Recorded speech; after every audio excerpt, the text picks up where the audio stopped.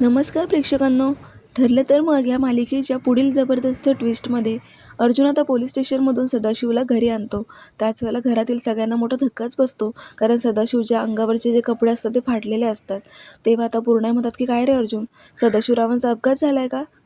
अर्जुन काहीच बोलत नसतो. कल्पना म्हणतात की बोल ना अर्जुन, लवकर काय झाले त्यांना? अर्जुन म्हणतो आई, मी त्यांना पोलीस स्टेशनमधून घेऊन आलोय, त्यांना पोलिसांनी मारलंय. त्याच वेळेस सगळ्यांना मोठा धक्काच बसतो. पुढे आता सायली प्रतिमाची गोधडी घेऊन त्यांच्या घरीच येते, कारण प्रतिमाला काही आठवते का, तिच्या मायेची बसलेली गोधडी तिलाच तिची द्यावी असं सायलीला वाटतं. म्हणून पूर्णाईसोबत प्रतिमाकडे त्या दोघे आलेले असतात.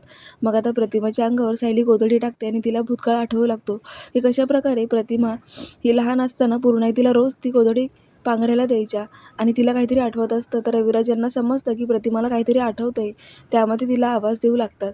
पुढे आता सायली मधुभाऊंना भेटायला हॉस्पिटलमध्ये गेलेली असते. ती मधुभाऊंचा हात हातात घेते आणि म्हणते की मधुभाऊ, तुम्हाला आता बरं वाटतंय का? तुम्ही ठीक आहात का? मला तुमच्याकडे एक प्रश्नाचं उत्तर हवंय. माझा आणि त्या सदाशिव लोखंडेचा DNA रिपोर्ट मॅच झालाय. बाबा, खरंच मी त्यांची मुलगी आहे का? माझं मन मला सांगते की मी त्यांची मुलगी नाही आहे. त्याच वेळेला मधुभाऊंची तब्येत खूप सिरियस होते आणि डॉक्टर येऊन त्यांना आता चेक करत असतात.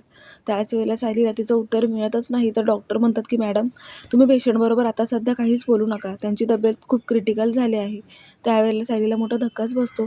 ती खूप घाबरते आणि आता ती विचारच करत बसते. तेव्हा आता प्रेक्षकांनो, सत्याचा उलगडा होईल का हे पाहणं खूप रंजक ठरणार आहे. पाहत राहा. ठरलं तर मग अशाच डेली रिव्ह्यूसाठी चॅनलला सबस्क्राईब करा. नोटिफिकेशनसाठी बेल आयकॉनवर क्लिक करा. धन्यवाद.